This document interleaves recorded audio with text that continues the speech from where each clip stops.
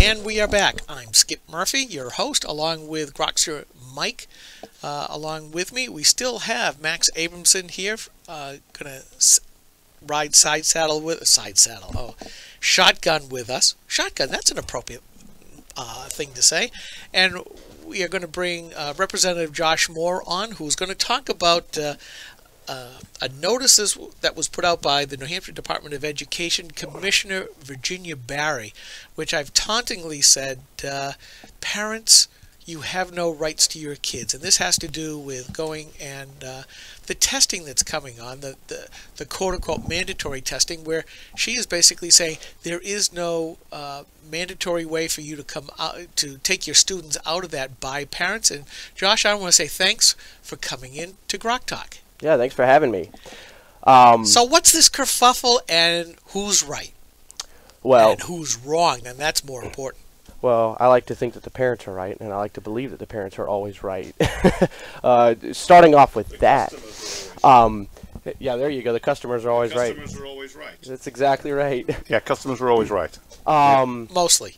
So here's what sparked this whole thing. Well, this goes back several years, obviously, but we just had a bill come through, HB 603, which is Representative J.R. Hull, and he is a prime sponsor of this. What this bill simply does is closes any possibility of a penalty being brought against the school district, the parents, or the students for opting out. That's what the bill does. It's in big bold letters.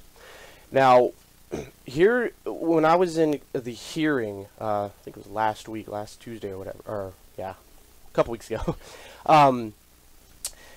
I questioned the Board of Education because, and to be honest with you, I actually was a little frightened, and I told them, I said, this looks like something, quote, that would come out of the Soviet Union.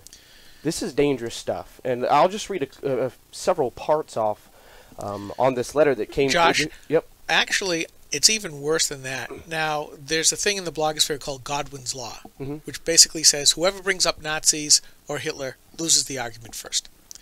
But right. I did write this. I said Commissioner Virginia Barry just beat the nationalist, socialist, the Nazi Hermann Goebbels. At least he was honest about his intentions. He said, "We don't need you. We have your children." And that is a scary thought. And basically what this technical note is saying the same thing. Different way. That's exactly right. And I'm glad you pointed that out, because I had a couple people tell me, they said, you just don't bring anything like that. Don't bring anything like that up in public. You'll be seen as a radical. Well, you know what? We're in radical times now. We haven't seen this ever. I mean, there have been bits and pieces in U.S. history where things like this tried to come up, but it's never been this much in our faces. We've got a serious problem. And here's some of the parts in the letter for those who are listening. It says there is no opting out option for students in the law. It goes on further to say, therefore, parents have no legal right to opt their children out. Down at the very bottom of the second paragraph here, it says, further, the district's legal obligations must supersede parental demands that their children not take the assessment. And lastly, this is the most frightening part to me. The district's legal obligations are clear. The districts must not allow any citizen to prevent their district from fulfilling its mandate to administer the assessment to all public school students in the designated grades.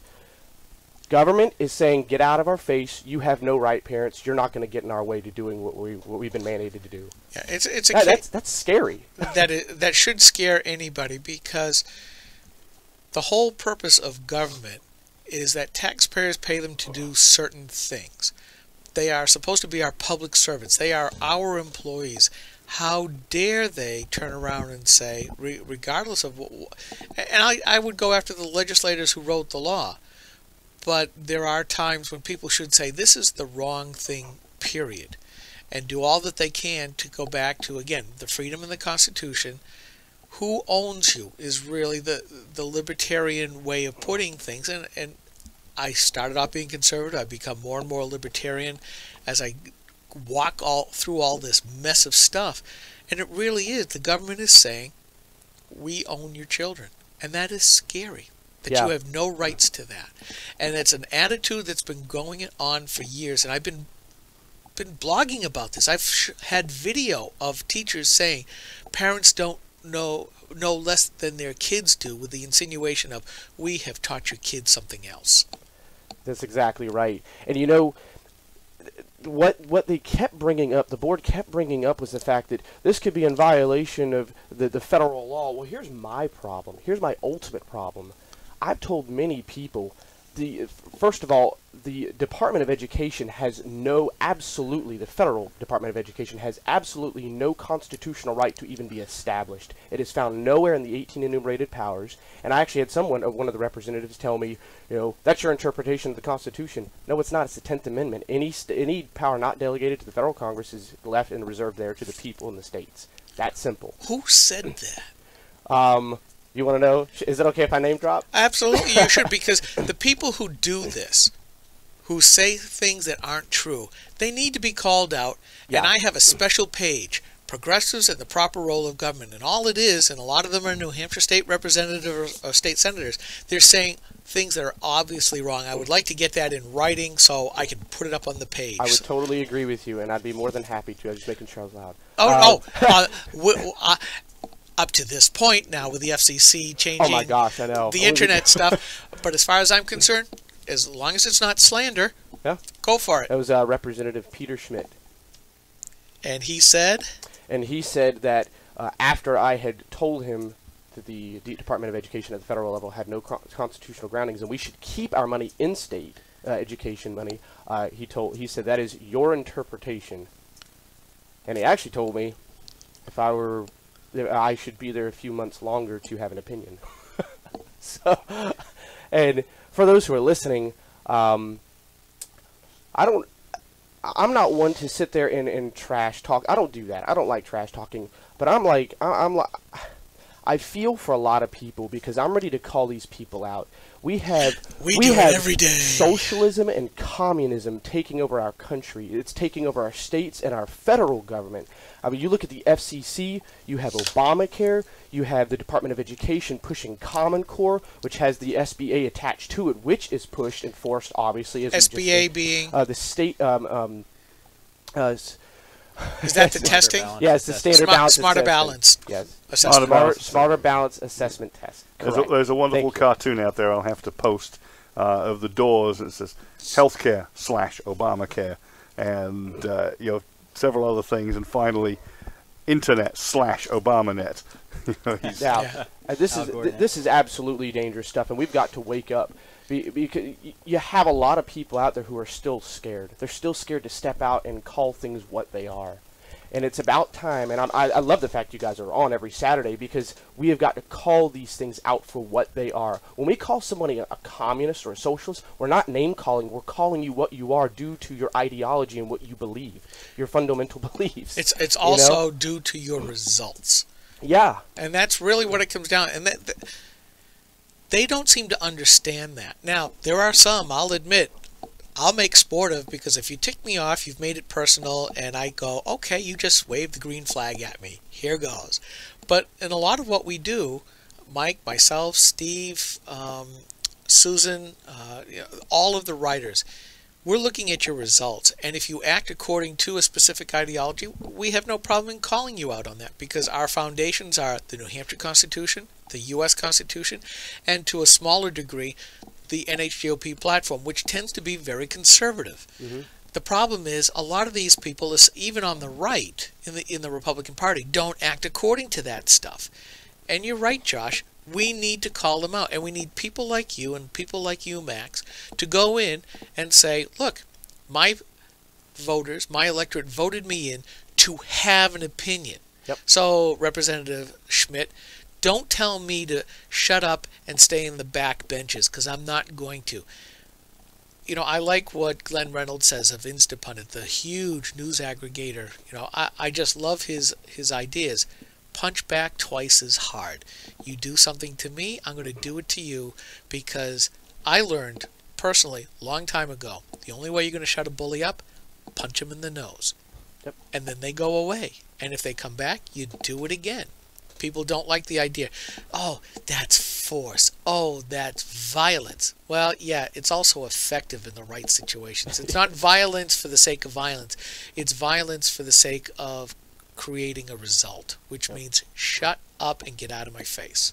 Yeah, and I actually talked to there's several representatives. The state takeover of everything. Yeah. There are several representatives on the education committee that are very conservative, and they stand strong for what they believe in, and we vote very much the same, obviously. But I told one of them on Facebook the other day, I said, it's time we stand up. It's time we stand up and take our nation back, and our state, starting with the state. We've got to stand up and fight, because we're losing it. Yeah, Josh, if you've listened to us or read us, and I don't know if you're a regular reader of Granite Grok or not, but we do have that phrase, screw D.C., save New Hampshire. Yeah. And we really... And there are a number of states beginning to think that, which is why you're starting to hear people talk about secession. Yeah. Right. Yeah, just as a tangent, there's about 13 cities and towns in New York that want to secede to Pennsylvania because New York has stopped fracking. And they're saying, we're poor, we're destitute, and now you're going to tell us we can't make any money off of what's rightfully ours? And they want to move to Pennsylvania where fracking is legal. But anyways, and Josh, along the other border, they're wanting to join Vermont, I'm sure. Yeah, we've seen that. But not Connecticut. No. But do you find, Josh, a lot of, and Max as well, you need to pipe in here at the right time. We'll go, I'll be traffic cop here. Do you find a lot of people in the legislature no longer willing to sit back and be nice? Are you starting to see more of a militant attitude, especially those on the right, not only against the socialist Democrats, but also the establishment GOP, especially those Jaspercrats that support the House Speaker? Here's what I'm a freshman rep, so I've only been in there now about 2 months. Yep. So having not been in there prior to that, I can't say that I've noticed them stepping up or backing down. I will say that I've seen people step up to the plate and fight for the freedom. I will say, though, that, as it's been said many times already, you would think that the Republican majority is actually a Democratic majority this go around, because our bills are burning. A lot of the good bills are just burning on the House floor. It's disgusting. And you know what? It's the House Majority Leader, Flanagan, who keeps going around time and again. You'll look at the blue sheet, and it's Republican, platform Republican after platform Republican signing up in favor of a bill, and Flanagan is showing up and speaking or signing off against a bill. Again and again, Republican bills are being fought by the quote-unquote majority leader. So you have the minority leader, the majority leader, and the speaker. Why doesn't the House side. evict the majority leader, since he doesn't represent the majority? It's time to censure the man and kick him out. I mean, yeah, he's one of my townsfolks. He also likes the sound of his voice too much. Yeah. And the point is, he's wholly owned and operated by Jasper and the Democrats. Jasper works directly under Shurtleff and Ray Buckley, and in fact, we see Jasper up there with Shurtleff and Buckley all the time. We see him talking with Democratic leadership, and we don't see him talking to certainly not any platform Republicans. I would love to get video of him talking with Buckley. I really would. If we had a Republican Party, these folks would be censured and kicked out. Yeah. Josh, back to you and this memo. So you mentioned, like everything else, we are the ADD bloggers here at Granite Grok. We go all over the place. Squirrels. So back to this technical memo and J.R. Hull's bill to basically punch a big hole in it. Where is that bill right now? Does it have a chance of getting through the House and the Senate and getting signed by Maggie the Red Hassan? Or are we just punching at the wind here? What else can be done other than parents standing up and basically doing civil disobedience and saying, screw you? Well, I suppose naturally my first inclination would be, may as well just stand up and give civil disobedience because I'm tired of doing this stuff. But we're just prolonging the inevitable. With that said, there is a process that we're going through right now, and to just give you a quick snapshot of that process, we just came out of the hearing, as I said, about a week and a half ago, roughly, and we're going into exec session, as Representative Abramson has talked about a little bit, and that'll be Thursday, and there's at 9 a.m. there's going to be this whole get-together to push against this in the exec session. Now, the exec session is public, the public just can't give their input, and that's, as Representative Abramson has stated, that is for the committee to debate on. Now, as far as getting past the committee and the House and Senate to the governor, I think it'll pass the committee, or it'll pass the committee regardless. It's just simply a recommendation the committee will give. I think it will give an ought to pass to it, I think. I'm sure that the argument against it is going to be having to do with in violation of federal law and this and that, the stuff that we get sick and tired of hearing because half of them are unconstitutional anyway. But with that said, I think it'll get passed, and when it goes to the House floor, I'm actually not 100% sure. I'd like to think that it'll pass the House floor, and I'd like to think that it'll pass the Senate. I doubt it'll get signed into law. I'd be absolutely flabbergasted if it hasn't. Yeah, and I'm very disappointed to see or hear that you don't think it'll pass to the House, because that is one of the primary planks of the NHGOP platform, that parents they own their kids. They are responsible for their kids and not the state. Right. You know, back in the 1990s, it was the first time I started hearing parents say that they were going to this school, and the school administrators and sometimes the principals and occasionally even the teachers were starting to say, in the 1990s, you know, these aren't your kids, these are our kids, butt out. And that's exactly the attitude. I saw that attitude. Now, if you look at the history of that, Goals 2000, which is one of the planks of Agenda 21, is a huge, voluminous tome about how education was going to be taken over, and it's in fact, Common Core is just a piece of it. Yeah, I mean, you're exactly right, because I've been writing about this for a while, and I've caught teachers on tape basically saying the same thing, that, Max, that they believe they own the kids.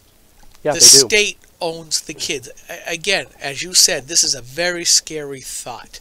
Now, has Virginia Barry been challenged on this memo by anybody, any of the legislators? What has been her response to this? She has been emailed a lot by parents and many of the activists around the state. I don't know that she has responded. I think she did respond. I should have brought the email in. I think she did respond to someone. I just can't remember what the exact response was. Paraphrase. It's just it. I'm trying to remember exactly what she even said. I'm making sure it was her, if it was her or so it was somebody else from the department, and I'm blanking on it. I actually should have kept it because I saw it like a week ago and it was very general. But I actually have something here that would probably be a little more interesting, which is at the last paragraph. It says, a well-educated populace is an essential for the maintenance of democracy. It continues on. That is under RSA 193-C1. That is the current law in the state. And I'm confused because I asked them this. I said, how is a well-educated populace that's essential for the maintenance of democracy, how does that work with what you've got all written up top? That isn't democracy. You're saying, democracy, that's great, we want it, but shut up, we own your kids. Yeah, that just says, because democracy. I mean, that's a fallacious argument. After you voted, we're going to shove you around. Yeah. At best, it's mob rule, where the tyranny of the majority. And frankly, it's worse than this because we can't remove these people, not easily. No, and we're seeing that more and more, where we are morphing into the progressive end goal, which is the administrative state, whereby it is the unelected, unaccountable, and almost unpitchforkable bureaucrats. Right. We're seeing that with the FCC, we see it with the IRS, we see it with administrative entity. Regardless of what level you're at, they just say, we will make the rules, and they will have the force of law, even to the point of declaring, we will tell you what is a felony or not, even though it hasn't gone through the legislative process, which is if anything, that is what democracy is, where our elected representatives, like you, Max, like you, Josh, you folks are supposed to make the laws. The executive branch is only supposed to execute them. And what they've done is, once again, like I say, the rule of bureaucracy, private or public, they want to expand what they do, so they start making all these rules. You guys have got to clamp down and persuade your other fellow legislators. Do not leave it up to the executive branch to make these rules. If you're going to legislate, get down to the nitty-gritty details. And if that means you only pass or consider 50 laws instead of the 1,200 laws, so be it. At least do it the right way. We may still grumble, but at least then we can say, we elected these rascals. And yet now half of our bills going through the state legislature repeal, reduce old statutes or penalties, reduce something from a felony back to a misdemeanor as it was in the old days. Half the bills going through right now, here's the positive side, half the bills going through are intended to protect rights rather than take them away. In other state legislatures, almost all of the bills would take away rights. Yeah, there's a couple of places. I think even may have been Wisconsin, or maybe I was going to say maybe even Minnesota, where they've actually had unlegislative sessions to undo some of this stuff. But we need a lot more of it, Josh. Yeah. Kind of just a little off topic from what I was intentionally going to talk about for the most part. I just read the calendar this morning for next week for the bills that are going to be voted on. There's actually a bill going through that is relative to judges and taking away their pensions after impeachment, taking away their pensions and their health care. And it was it came out of committee as inexpedient to legislate, which is to kill the bill, essentially. Right. So they want it killed. Representative Timothy Horgan wrote up the blurb, and the blurb essentially, one of their main points was, this doesn't happen often. This has only happened. There's only been 2 impeachment trials in New Hampshire for any judge. That was in 1790 and in 2000, and they weren't. They came out as, I think, not guilty, if I'm not mistaken. But with that said, if that's their main argument for that it doesn't happen often, so let's not worry about it, then why in the world push the death penalty and repealing it, since the last one was done in the 1930s? They act like it's an epidemic or something. You know, you use one argument in one place, and then the same argument you don't put in the other place to push your agenda. It doesn't register with me at all. But not very persuasive.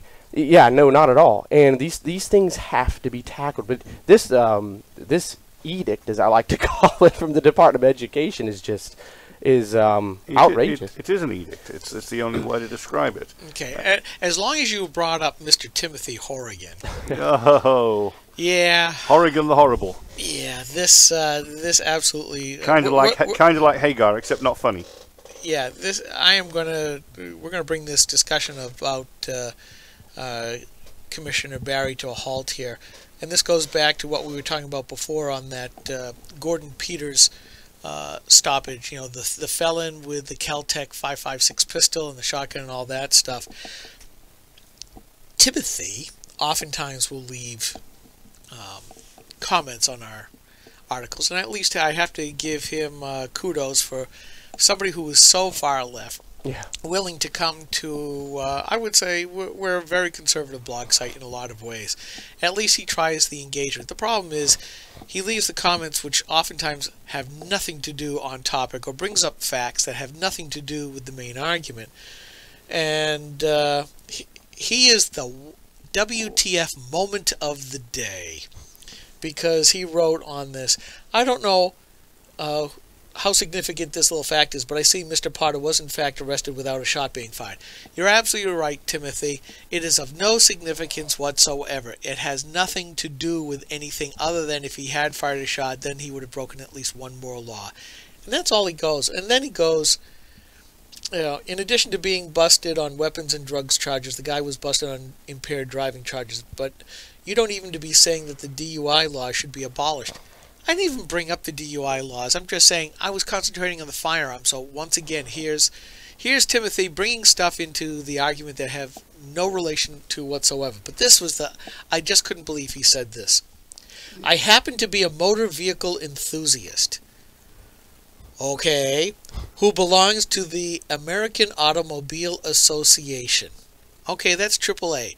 Most of us belong to the AAA either for the triptychs before GPSs came out, and to get your flat tire fixed or your car hauled away or what have you. Maybe you take advantage of some of their travel stuff or maybe some of the insurance, but flats, batteries, and tows is basically what we do.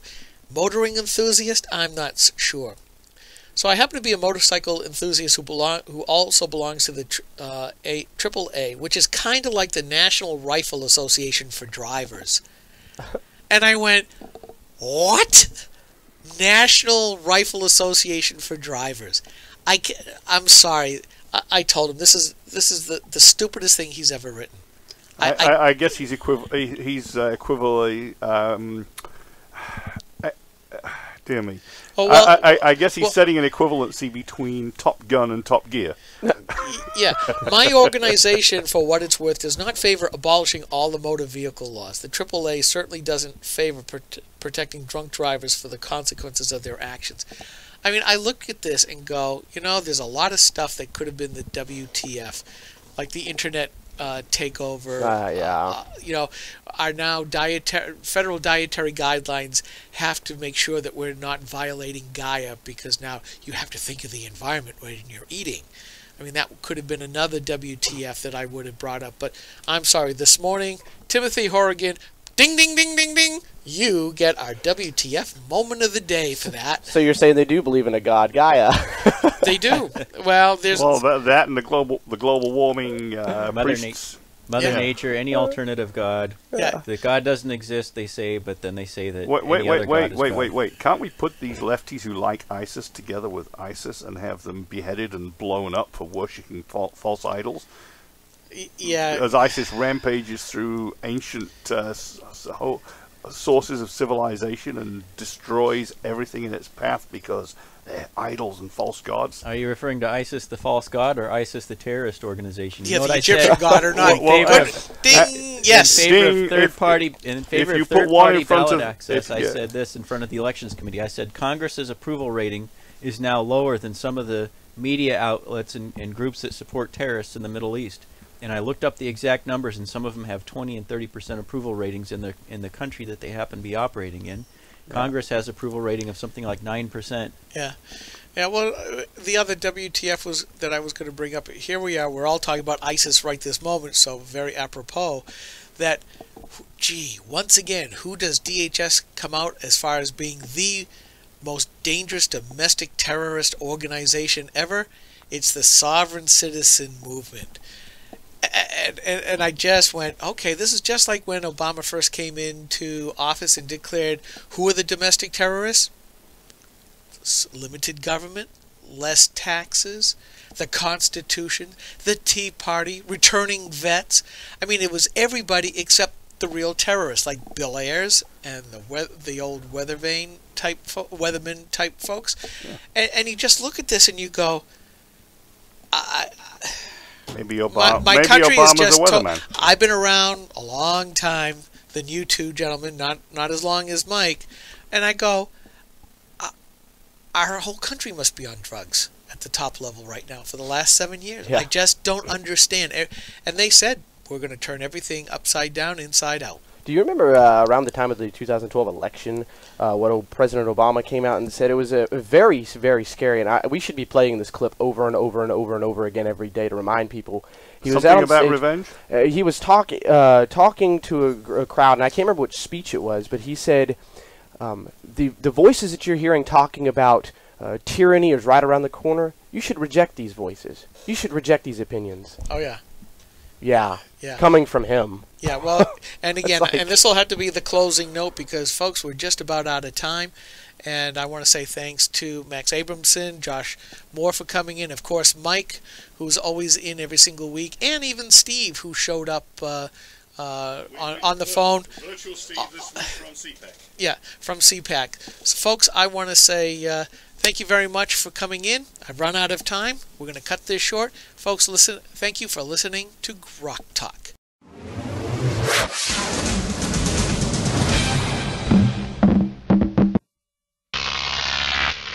Grok TV.